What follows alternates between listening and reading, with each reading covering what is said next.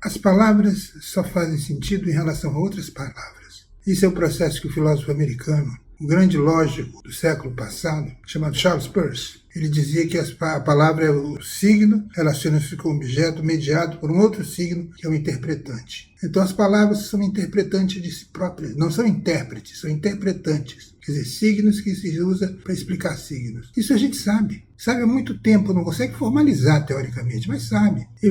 Já que eu fiz como é que eu vou dizer? Uma aleivosia. Essa palavra não deve ser usada também escrita, não. Aleivosia contra os professores. Eu sou professor de Estudos da Comunicação da Universidade do Alabama, em Birmingham. Eu sou professor americano. Também, brasileiro também, porque eu trabalhei muito tempo no Brasil. Até os 40 anos eu trabalhei no Brasil. Nos últimos anos da minha vida foram aqui, fora quando eu vim trabalhar com VIT. Pois bem, nesse processo todo, eu falei mal dos professores. Não me arrependo, porque todo mundo pode criticar, todo mundo pode me criticar, pode dizer o que quiser. Agora, o que eu acho interessante é o seguinte, que a minha professora maior de linguística é uma criança de 1 ano e meio. Essa criança chama-se Olivia. É uma garotinha muito esperta, muito inteligente. Ela é filha de minha fisioterapeuta. Minha fisioterapeuta, Bianca, ela me veio com histórias deliciosas, absolutamente extraordinárias da filha, que é da Olivia. E ela disse o seguinte, eu perguntei, a Olivia já está falando? A Olivia tinha na época 1 ano e pouco. Ela falou, já está falando,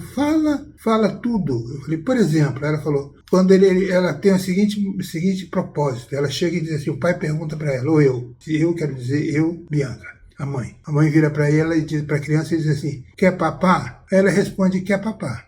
É interessante isso, parece uma coisa besta, ela está simplesmente sendo redundante. Não, ela está sendo redundante na língua portuguesa, no interior da língua portuguesa. Por quê? Porque a língua portuguesa tem uma característica em termos de formular uma pergunta. Em inglês você desloca o verbo e o sujeito. Por exemplo, se disser sujeito mais verbo mais predicado, I want to go home. Então você faz, você troca as posições, do you want to go home? Aí você sabe que é uma pergunta. No espanhol, a escrita usa o ponto de interrogação invertido para preparar você a saber que o que você vai ler é pergunta. E no Brasil e em Portugal se faz como? Nas colônias portuguesas.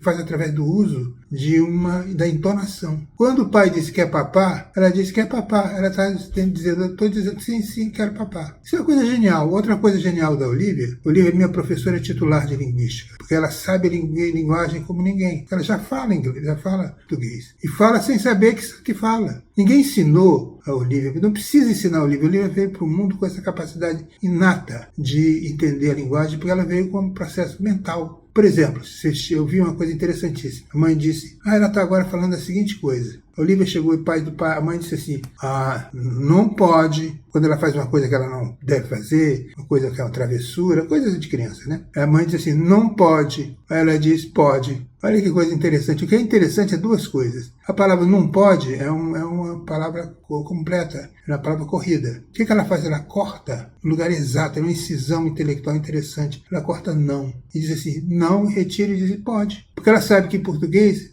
a negativa mais o verbo é igual a uma descrição também relevante, muito relevante para o entendimento de a negativa. Redundância e uso de negativas, as palavras que os lógicos mais medievais chamavam de sincategoremáticos, termos sincategoremáticos é aquele que vem junto de outros. Por isso que uma das coisas que a palavra é fundamentalmente combinatória. Ela combina elementos dentro de um sistema de regras, que pode variar. Pode ter entonação, como o espanhol tem entonação como dominante, e o português de Portugal, o Brasil, também tem. Ou então pode ser para o deslocamento de um verbo. O verbo vai para início, porque o verbo no início ele já te alerta que aquilo ali não é uma afirmação, aquilo ali será uma pergunta. Não é genial esse tipo de coisa? E outra coisa, ainda que a Olivia não saiba escrever, imagina, ela vai fazer 2 anos agora, acho que desse mês, fim desse mês ou início do mês que vem. E então, Olivia, parabéns para você, porque você é uma gracinha, você é uma figura formidável, você sabe português mais do que muita gente sabe português.